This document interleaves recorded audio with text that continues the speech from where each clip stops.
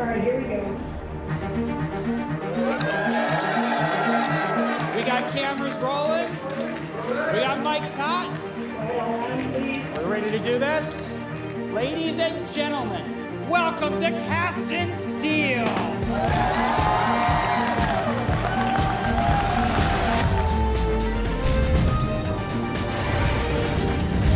Cast in Steel, the competition where minds That's our best bet to get a decent blade. I'm definitely worried about the weight constraint. will meet metal to take on this year's challenge. We have George Washington's sword. It's a test of creativity, Do you think we could do any gemstones? We could do sapphires. design, All right. and raw skill. Each week, we'll meet different teams from across the country. When I did my first pour, I was like, I'm so okay with doing this for the rest of my life. I've always been really hands-on, so it's just a match made in heaven for me. I heard about Cast in Steel, an opportunity for cool sword. Yes. As they're challenged to design, cast, and ultimately put their creations to the test. Fighting through a grueling qualifying round, hoping their sword won't break. The strongest will reach the finals. Over the course of the series, 38 teams will go head-to-head as they boldly test their own swords. And get their swords brutally tested by expert judges.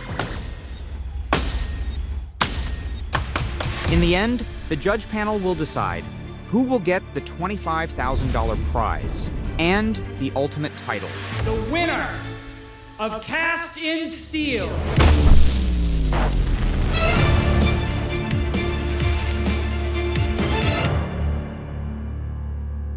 Cast in Steel is a wonderful competition that was started over 6 years ago.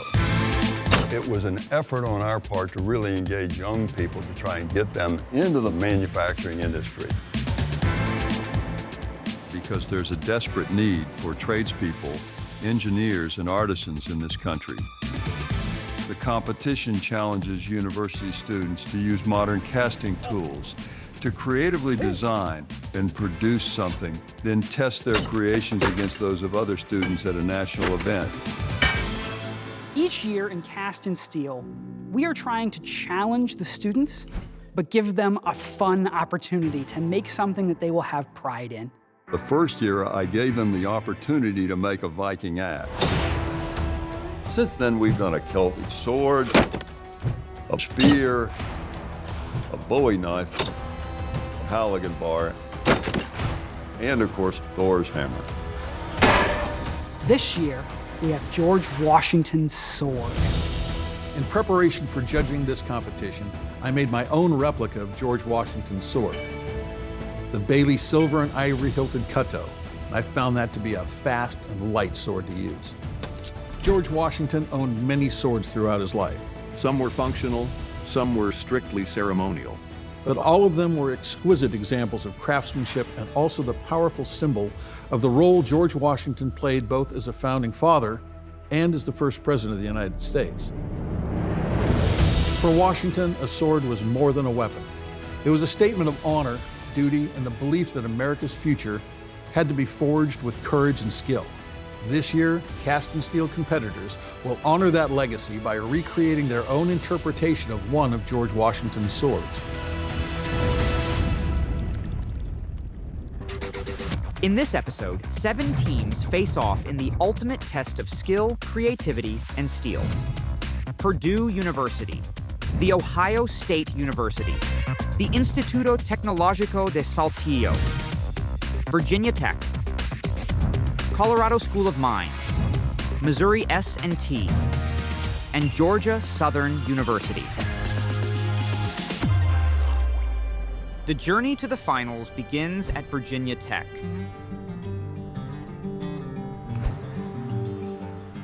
We've got to find a time to set up a meeting with our industry partners. Okay. Have we figured out what kind of steel we're using yet? I'm not sure, but that's something we can talk about with our partners because they'll probably have a lot more knowledge about that. Because they are. Yeah, exactly. My name is Ashley Lacey. I'm from Springfield, Virginia. I just turned 24 years old, and I'm a senior at Virginia Tech. I'm majoring in material science and engineering with a minor in green engineering, and we are the Iron Maidens. My parents are both accountants, and my sister also majored in business. So when I came to Virginia Tech, I came in as a business major because I thought that ran in my family. First semester, I got proven wrong, that it did not run in my family, and I knew I did not want to go into business again. No, no, no! Go, go! Oh, dang it. All my friends were engineers, and I was really enjoying what they were doing and the amount of work that they had outside of class to use the skills that they learned inside of class. What steel did you use? ADCR V2. I decided to pursue engineering, and I was randomly taking an elective to fulfill my credits, and I found this metal casting lab.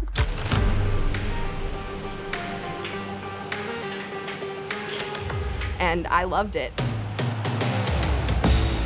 I never really thought about creating all these things. Everything that we have in this world, you can connect it back to a cast part.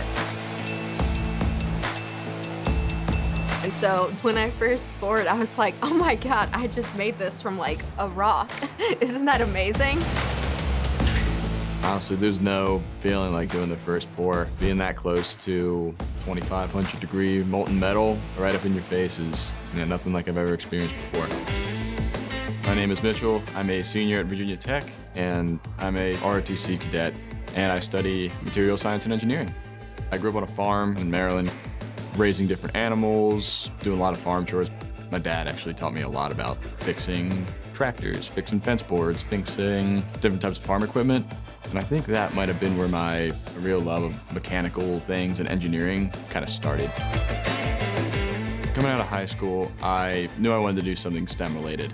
And my junior year, I took a class with our instructor, Dr. Druschitz, that really inspired me to look more into the Foundry sciences. Also, the military is something that I really wanted to do. You are 82 days away from commissioning. How does it feel? I'm excited. I'm really excited to get out there and start doing the job and doing good work and learning a lot. After I graduate, I am going to be a part of the U.S. Army for about 5 years as a logistics officer. So I hope to gain a lot of good experience, get a lot of good knowledge, and then transfer that into my engineering career. My time as a ROTC cadet has been very, very big influence on my college experience and on my life in general. Big emphasis on service, big emphasis on leadership, which has been great for things like this design challenge. Gotta see if we're able to do that, though. That's really intricate. That'd be hard to do. That'd be Looks like someone's hair. tricky. Yeah. My name is Nikki Powell. This is my first cast and steel competition, and I'm really excited because I want to understand more about the steel industry and how steel alloys work. I originally came to Virginia Tech as an aerospace engineer, but I looked at the math on our check sheet and went, absolutely not. I will not be doing that. So I switched to mechanical, and it's very theoretical, and I'm a really hands-on learner. If I don't see it, it's not happening, it's not real. So part of my mechanical engineering degree, I had to take a material science engineering class. It was spectacular. So I switched into material science engineering my junior year, and I saw a class for the Foundry, and I had no idea what a Foundry was. I was just like, it's good enough, it's open. So I showed up, and I was like, oh my God, this is what I have to do with my life. It was such an adrenaline rush. I love it so much.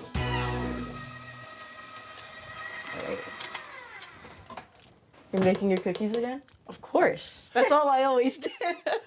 One of the things I like to do outside of the Foundry work is baking. Like steel making, you have to make sure all your charged material is exactly the chemistry you want, so you have to weigh it out depending on how much you're making. So in baking, we do the same thing. Really applies to my sense of order. I love being in control of those little things. With metal casting, I'd say it's the same as baking.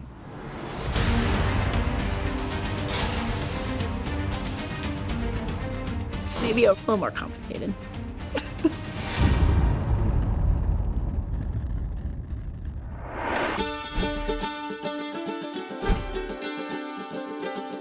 So we need to weight out some materials. More. 780. Yeah, that's 412. My name is Xander Bowen. I am a senior manufacturing engineering student here at Georgia Southern University, and I am a part of the team Partners in Crime. I got interested in metal casting because growing up, I always loved fire. I loved tending the campfire with my grandparents, and I have always loved working with my hands, getting dirty. I was working when COVID hit, so instead of just sitting around, I decided I'd go back to school and found molten metal, and I've fallen in love ever since. The thing that definitely got me hooked was the first time I poured ductile iron. Ductile iron has magnesium added, which is highly reactive to oxygen. So when they're pouring the metal, it's just mesmerizing to watch. It's beautiful. You know, Wisconsin got some weird places names. Like they got a place called Sheboygan. Imagine living in a place called Sheboygan. Well, didn't you live in Fond du Lac? Well, you know, it might sound a little weird, but yeah. My name is Noah Brack. I'm a graduate student here at Georgia Southern University, and I'm pursuing a master's degree in mechanical engineering. I'm the oldest of 10 siblings, the youngest being 7-month-old twins. When I was 15, my parents came to me and they said, Noah, what are you gonna do with your life? I had been completely carefree and hadn't thought about it, and they presented me with dual enrollment, which is going for college credit during high school. And they're like, look at all these majors and choose one. And I chose precision machining and manufacturing. And so I graduated at the same time with my associates and my high school diploma. At that point, I never thought about where does the steel that I'm machining come from. Then I go to school here and I meet Dr. Zhu, and he talks about casting. This is where this metal comes from. I was like, that's incredible. And so it's really just like tracking further back into the process, and I find it fascinating. A lot of the names seem French. It's almost more Canadian up in Wisconsin. Maple syrup, how you doing? Hey. It's a lot colder up there. They got moose. I met Xander here, and this guy like instantly just latched on and kept just yap, yap, yap. And I didn't want to be rude, but so I just kind of played along, and eventually we just became great friends. I might be a chatterbox and Noah's the quieter type, but we work well together. He was the best man at my wedding, and we've grown so much closer the past 2 years. So the middle gate's still filled, but we will... It's getting closer to each other. Yeah. I love casted steel. It's a competition I look forward to every year, so much so that over the summers, I'll check the website, and as soon as the new competition drops, I try and formulate a plan and get something going. This is my 4th time doing cast and steel. We competed in the last 3, the Celtic Leaf Sword, the Spear Point, and the Halligan Bar. We got really close on that first one, but we didn't even get close on the other 2. But this year, my team consists of just me and Xander, hence the name Partners in Crime. Because this is still 2/3. Zoom in on that. I am a senior, so it's my last time I can do this. We love our friends, but we wanted to have it just me and him, because we know that just the 2 of us can do this competition on our own, and we want to kind of prove it for ourselves. We learn every year. We've grown every year, and we've changed what we do every year. If any year, this is our best chance to win. However, I am a little bit of a realist. There's only 2 people on our team. Managing that on top of schoolwork and research work and extracurricular activities, I have no idea how this is gonna go. But this will be our last hurrah.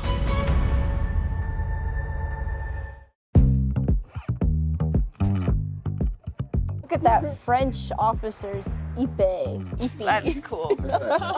Yeah, that'd be cool to do too. This year, the competition guidelines were to design a sword based off one of the historical ones that George Washington would have owned. Considering lengthwise, I think our 2 choices might be either the Katao or the épée. So. Yeah. Our team decided to do the lion-headed Katao, or Kato. I don't really know how it's pronounced. Kato. Kind of more because it's more challenging, but also just for fun. It just looked the best out of all of them, we think. Oh yeah, that's pretty. Yeah. It's really weird to cast a sword because historically they've always been forged. No one in their right mind would try to cast a sword. They did that back in the days of the Romans, but cast in steel was created by the Steel Foundry Society. And they wanted to pick objects that you normally would not make as a casting. So they wanted to challenge the students. We will make our sword with bonded sand casting. It's accurate, it's relatively easy. We know what to make and how to make it. So I think our chances are pretty good in this competition. All right. Okay, cool.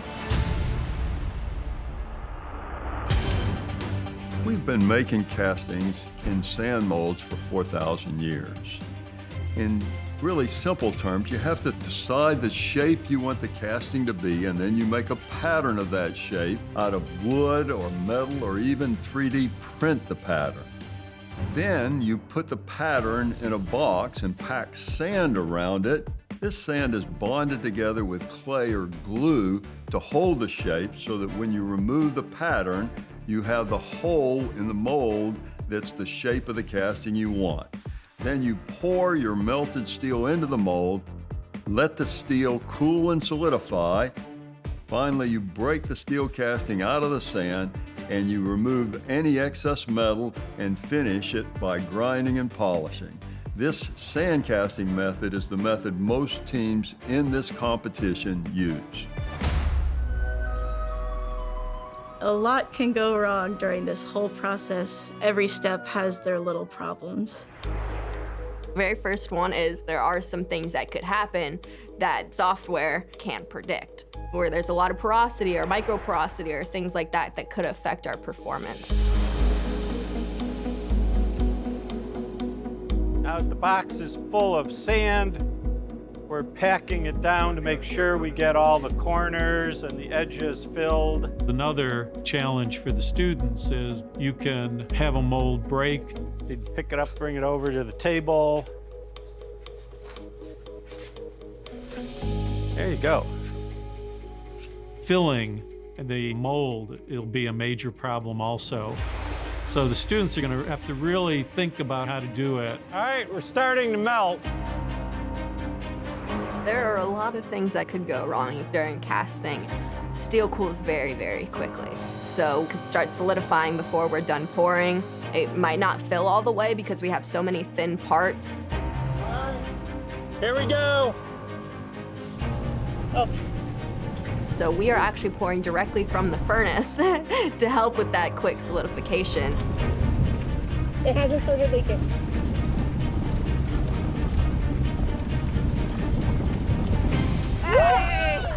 Let's go. Let's do it. That was great. Okay. No explosion, no leakage. We're sorry. Nice. I really never get sick of pouring. It's always an exciting experience. You get to see a design that you created come to life. There we go. There we go. Look at that. But there will be a significant amount of grinding that has to be done. And then that final step of getting it sharp and fill all the other details of the design.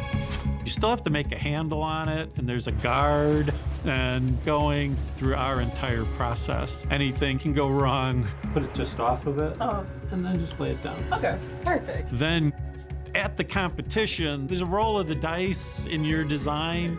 Unfortunately, we don't know exactly what the testing's gonna be. The judges come up with some pretty brutal tests. Hey, perfect. I'm not nervous for it though. I like watching things get broken that I made. It's interesting to see the limits. It's a very interesting, fun challenge. And to be honest, I never thought I'd be doing it. My first year at Virginia Tech was rough. I did not know what I was doing. I came out of COVID high school where I did not know what I was doing. So I came into college not knowing what I was doing. But I've started working with Dr. Druschitz. I've taken an internship. I've gotten involved in design teams and other like student organizations. Now I've definitely figured it out. I feel like I'm going the right direction. So I'm so excited about going to Atlanta. So excited.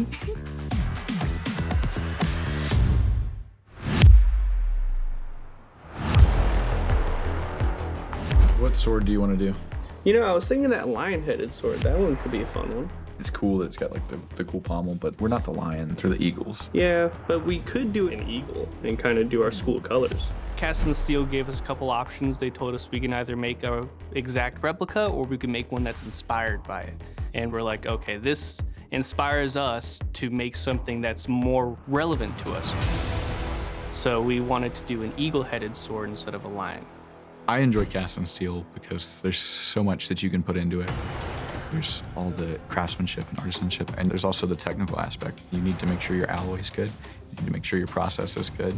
And so there's the technical side and the artistic side, and I just really love that combination. I had the SolidWorks changed so I can run a new one. This is going to be a little bit thicker. Most challenging part in the process is probably the designing stage. So you will start with geometry, like what cast and what geometry you want to cast. Once we're happy with the design on the computer, we'll have to make the pattern. So these days it's all 3D printing, and then we're ready for molding. So we fill this whole flask up with sand all the way to the top. We make an impression of the pattern onto the sand so that once the sand hardens, we can remove it, and then that impression will become metal once we're pouring. Growing up, I always loved getting my hands dirty playing in the sand, and I've fallen in love with metal casting. So it's just the two of those combined into working as an engineer where I can get my hands dirty every day, solving problems. It scratches the right itch in my brain. I take pride in being able to do everything I can as far as this process goes. I feel like it makes me a lot more complete of a foundry engineer. That's okay. Up. Everything? Good. And honestly, I think I've worked on this one harder than I have on any of the others. Probably because this year is Xander's last year in the competition. It went great. We got everything filled quickly. Nobody got hurt, and so I think it was a great pour. I'm feeling confident with our sword. I was really proud of how it came out with the casting. Yeah. But there's still going to be a lot of work. With our steel, the properties we're hoping to get is hard enough to be able to take a hit and the blade doesn't get deformed, but soft enough to where when it takes the hit, it doesn't just shatter immediately. So we're going to have to heat treat it to get the blade nice and hard, the back of it nice and soft, so that it can take those blows and just keep on chugging. There's a lot that could go wrong. And the worst thing that could go wrong is if you get through all of it and you think everything's great and you didn't realize there was like a small crack or something, a hairline fracture you didn't see, and you take it for testing and it breaks. We can overdo everything or we can underdo it. So it's trying to get that sweet Goldilocks zone of everything we want without causing issues. Good. It's difficult, but there's a lot riding on this competition. If it's my last time I can do this, I've gotten close to winning, but I've never been able to secure a win. I've done 4 years. I gotta prove to myself that I can win this. I'm really confident we're going to take home the grand prize. The goal of the cast and steel competition is really to find the next generation of American craftsmen and innovators that we desperately need. One of the ways we do that is to team the teams up with an industry sponsor like MetalTek, based in Waukesha, Wisconsin. My name is Emily Newberg, and I'm a product engineer here at MetalTek and Best Cast. I was involved with cast and steel as a student in college. MetalTek actually sponsored my school and was a great resource for us. I knew I wanted to work with metals, but I never considered the foundry. You know, I kind of assumed that this was a dirty, dingy job. But as I was introduced to it, I soon realized it's far from that. It's a very rewarding job. I'm involved in making cool parts, like parts for Gulfstream airplanes, you know, private jets. Each week, MetalTek's furnaces melt over 170 tons of metal and transform it into thousands of high-precision parts for aerospace, agriculture, food processing, and defense. We make a wide variety of different castings here for the Department of Defense. We make parts for underwater drones for the Navy. We also make parts for hypersonic missiles and parts for submarine propulsion systems. It takes some serious firepower to shape parts this big. And the tools are just as epic. We have a lot of cool cranes here, specifically the heat treat crane. It's like a big forklift in the sky. We get to fly around and take parts out of the ovens. I'm Joe Grinke. I'm a furnace technician in the heat treat department. It's a lot of hard work, but it's really fun to get down and dirty. And it's such a big company, and there's so much opportunity to learn something new every day, to get better every day. For many who work here, it's more than just a job. It's a mission. I was in the Army for 8 years. I did 5 years of active duty and 3 years were in the reserves. So what does it mean to you to be able to make parts go into the warfighter? It makes me proud. Being able to provide for our soldiers overseas and on deployment, it makes me proud. It makes me feel like I'm doing important work.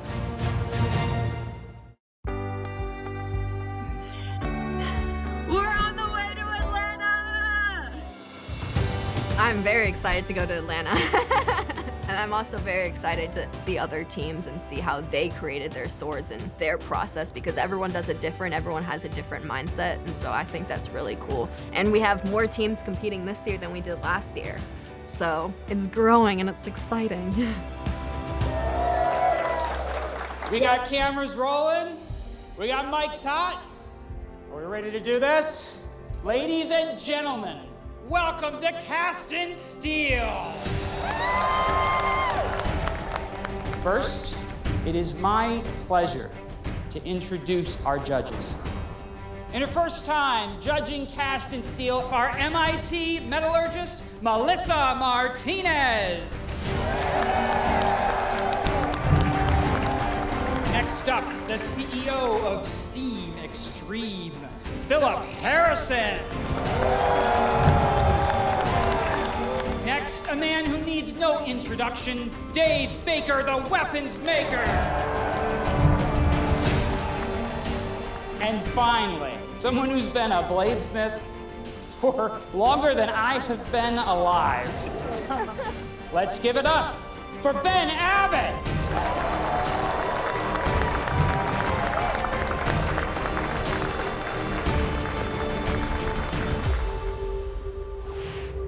In this qualifying episode, 7 teams from across the country are going head-to-head. There are 5 qualifying rounds in total, and the winner of each earns a spot in the finale and a shot at the $25,000 grand prize. To compete, each team must create a Washington sword, either a faithful replica or one inspired by history, no longer than 43 inches, weighing under 4.4 pounds, and incorporating casting in the design.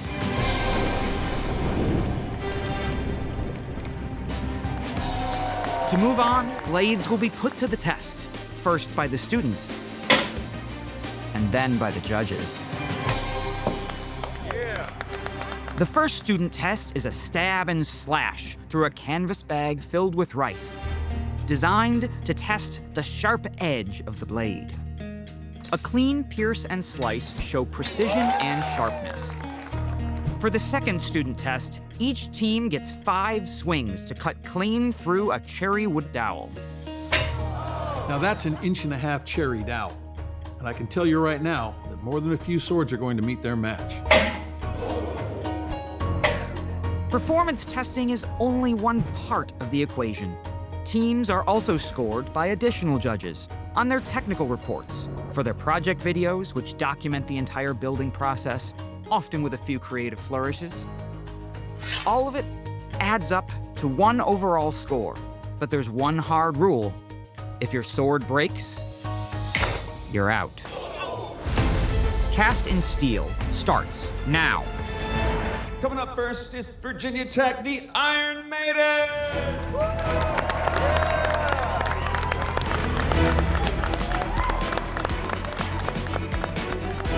Virginia Tech's sword brings both beauty and brawn.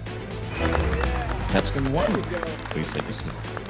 I'm worried about the actual stab part at the beginning, because our sword's mostly designed as like a slashing cavalry saber rather than a poking type weapon. It's gonna be a tough competition all the way through.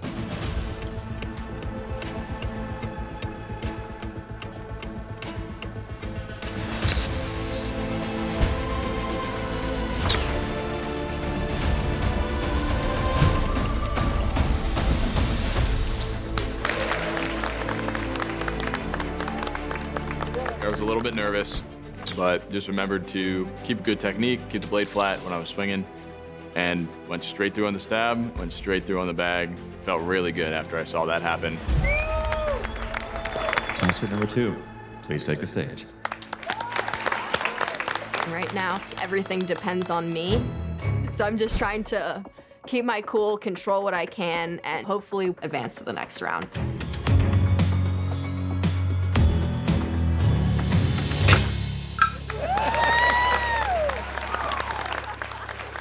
After I hit the dowel, the sword was shaking. I was a little bit nervous, but one hit clean. So I'm just really excited to see how everything goes.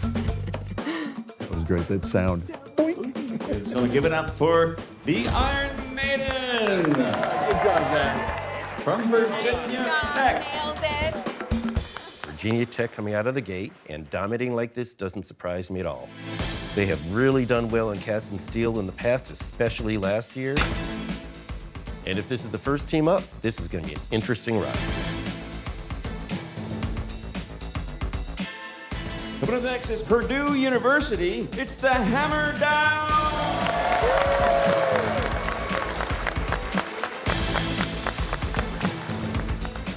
Purdue's sword is a wealth of beautiful details.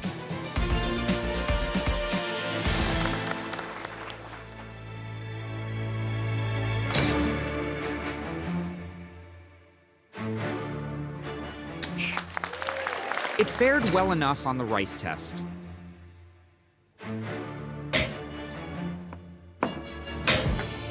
Stand by. Stop. But the cherry dowel did its damage. Pommel fell off. Even though the blade didn't break, a broken pommel is a broken sword. I'm disappointed we didn't go on, but I saw cast and steel as a way to learn something new and see if foundry work is something for me, and I think it just might be, and it was a really great experience.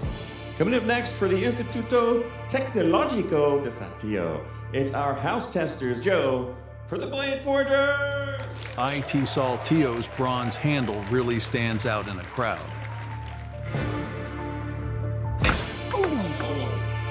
But its blade fell victim to that cherry dowel. Coming up next, it's Colorado School of Mines, the George Washington of Steel. Colorado School of Mines put their school spirit right on their hand. We've been to cast and steel for the past couple years and we expect some very extreme tests. Because of that, we made our sword out of 4140 steel so we could get better impact resistance.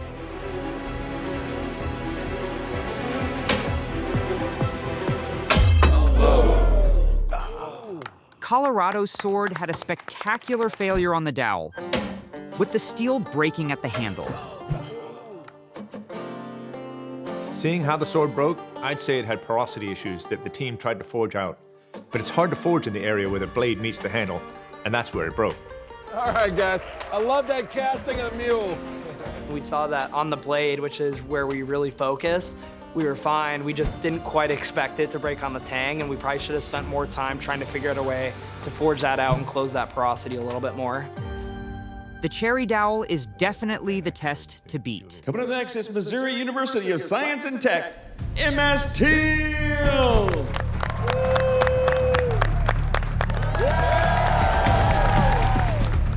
Missouri S&T's sword displays nice castings and a strikingly long blade.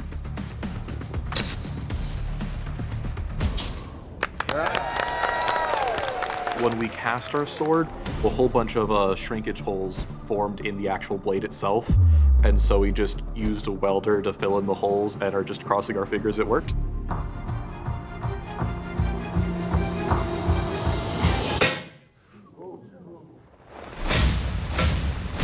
Stop. Stop. He's already broken it. So.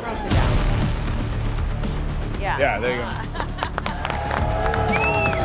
Good job. Good job.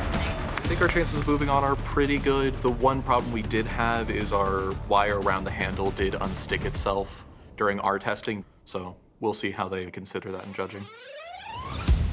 Coming up next is the Ohio State University's Brutus Brutality! Ohio State's sword features their signature buckeye leaf.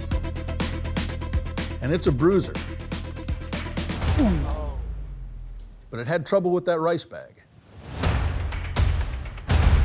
Cutting the rice bag, the sharpness was not ideal. But it did cut a good amount of that fabric. We opted for less hardness and more toughness to ensure that it didn't break, and the sword performed as good as we expected. The blade chopped very well, and it's a beautiful sword. And speaking of beautiful blades, Georgia Southern has one of the nicest. It just feels right in your hand. From Georgia Southern University, put your hands together for Partners in Crime!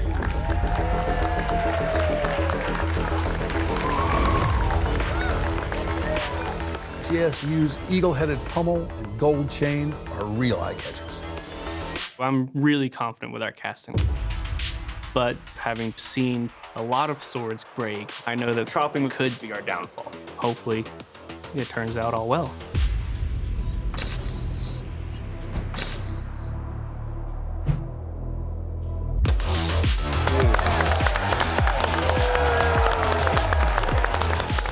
Got some fans back there somewhere.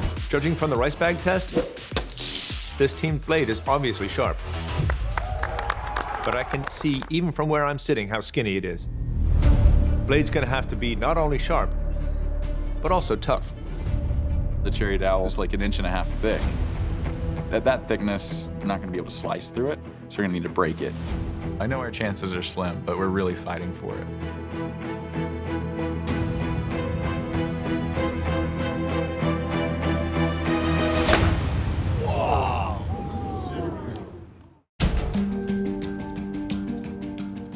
Tester number 2, please take the stage. The cherry dowel is 1.5 inches thick, so there's a lot that could go wrong. If you didn't realize there was like a small crack, it could shatter. But we either want to win or we want to break it trying.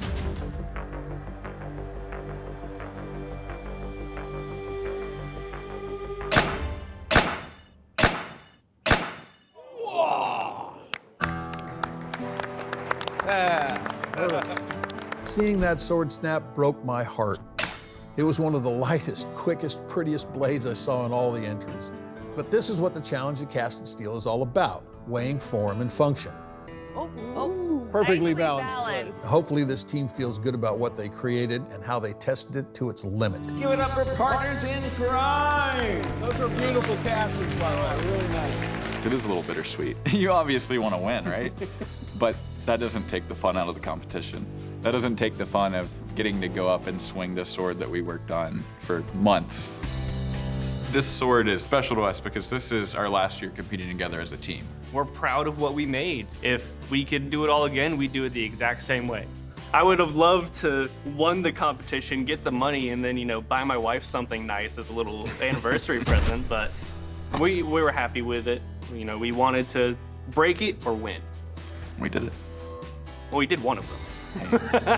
And that wraps up round 1. Audience, go nuts!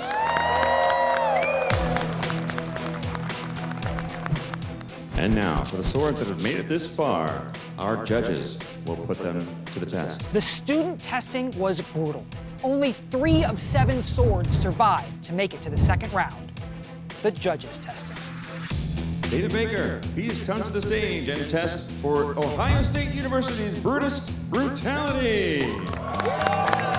The judge testing looks more challenging, I would say, than cutting the rice bag and the cherry wood dowel. First up, the carpet test. It's another slash and stab challenge, but this time the target is thick carpet. If a blade isn't sharp enough on the slash, it'll tear the material rather than slice cleanly. And on the stab, it won't penetrate. It stabbed through all right, but it appeared to struggle to slice. That's rather telling. So we're a little nervous, but the sword performed about as good as we expected. Finally, Ben, please take the stage. There was also a test where they chopped a coconut. This test is all about edge toughness. Will the sword cleave the coconut cleanly, or will the blade break under pressure? They took our blade straight down and it cut perfectly in half. So that was pretty cool. I don't want to say we're the best, but I think the top 30%. It's a good coconut popper, but it's not a good slicer. Testing for Missouri University of Science and Technology's MSTO, Dave Baker. I'm terrified that David Baker and Ben Abbott are in the same room as me because I look up a lot to them.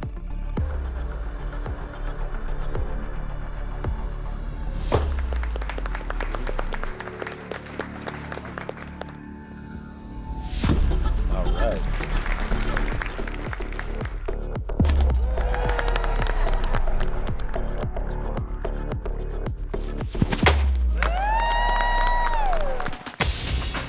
Our edge held up well. It stabbed and cut very cleanly. I think our chances are actually pretty good, so I'm actually pretty confident. Made of soap. It's so slippery. Yeah, it's not uncomfortable. Yeah, it's too long. And now for our final sword, our judges will test for Virginia Tech's Iron Maiden. Ben, please take the stage. The judge testing is very exciting. About our sword sliced through pretty clean, so that was fun to watch. There you go. But it's not really meant for stabbing.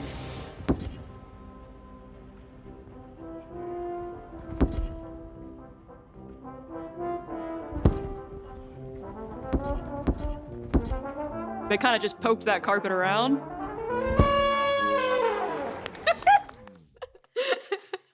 And finally, David, please take the stage. Now, with the coconut, I'm really concerned our sword might break. I hope it's still structurally sound even after all the hard hits it took.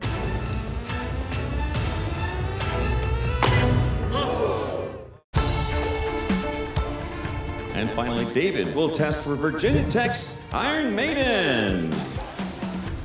With the coconut, I'm really concerned our sword might break. Yeah. That was very exciting. Sliced through pretty clean, so we were pretty excited about that. Thirsty? Not anymore. It's still together as well, so we're pretty pumped about that as well. We still do have some competition in who's going to advance to the next round. So it is a little nerve-wracking, but we are still pretty confident about how we perform. Now comes the hard part, figuring out which one of the outstanding teams in this round should go on to the finals. And since the winner is determined by everything from sword performance to the process video, the full panel of judges gets to weigh in. Okay, everyone, this was a brutal round. We only had 3 swords that passed through all the testing from Ohio State, Virginia Tech, and Missouri S&T. The one that I thought would perform really well over there is Georgia, which actually broke. That I thought was a gorgeous sword, but it broke. Interestingly, in the opinion of the casting group, this was our favorite. Yeah. Unfortunately, it didn't make it. It's a beautiful sword. Yeah. I think there are pluses with all these swords. I mean, this actually cut very nicely. That sword was from Missouri University of Science and Technology. If you remember, it did very well in the slicing test. But we start to have issues with the handle, and even the handle scale gets really large. I think that one bit you in the finger, did it? I think so, yeah. It was a little bit loose when you were swiping it came back. Yeah, and Missouri's sword cut really, really well, but again, the handle was a little harder to hold. How about Virginia Tech's sword? Well, Virginia Tech's sword is a very heavy sword, but the castings are really, really nice, and the scale's not too bad either. I didn't mind so much the heavy tip, but yes, definitely heavier. And finally, Ohio State. Ohio State has a really comfortable handle, but rougher castings. Ohio State's castings are much rougher than Missouri castings, but it were the most fun for me to swing. Yeah. Ohio's sword fit my hand better and cut really well. So there are pluses with all these swords, but it's finding that balance. And I think for me, the balance is when I use it and how it feels in my hand. That really is the thing that sets things apart for me. The S&T and the Ohio State reports were very close to each other. This one was a little behind them, but again, when we was talking about the castings, we have some really pretty castings on these as well. I'd add that the Missouri S&T video production was incredible how they went through all their failure points. And I was really surprised because you hear about all these failures and you're expecting, okay, maybe it's going to end up on this side with all these broken swords, so it's really relieving to see it break through with the 3 that survived. All right, well, have you made a decision? Well, I think we have a little bit more thinking to do, but I think we're down to a couple of teams. Yep. May I please have to the stage Iron Maidens. The only thing that made us get second place last year with the Halligan bar competition was our pick size. Something that small can make you not win the competition. So we're really, really nervous about how they're gonna decide it. Virginia Tech seems to have a very sound casting. Their sword looks great and it performed very nice. Yeah, we didn't really see any of the, their report or anything like that, but their sword definitely looks very good. And now, the team advancing to the finals and eligible for the top prize of $25,000 is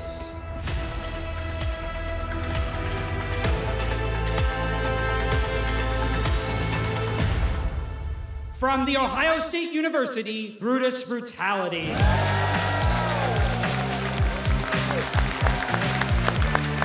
Stunned, I think is the best word. Yeah. We're surprised that we even made it this far. I mean, there's some pretty nice swords out there. We really thought that Virginia Tech was gonna advance. I was hoping that they were gonna say our name, but unfortunately our name was not called.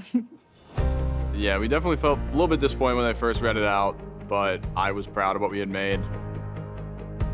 I'm really excited just having Bethany hopefully continue it next year since Mitch and I are graduating. I will definitely be leading our cast and steel team next year.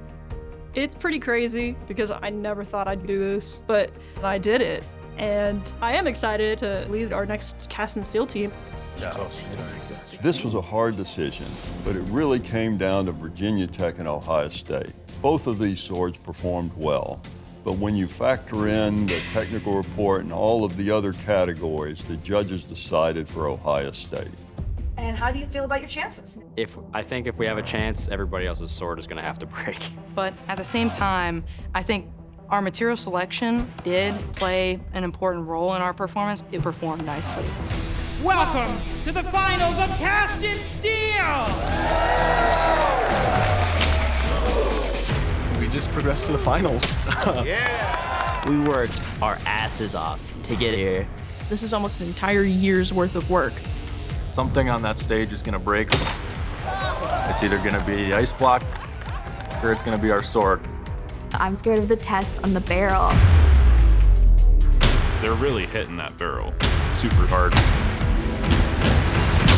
The tests are terrifying. But this is it. Now, there's no going back. The winner of Cast in Steel and the $25,000 top prize is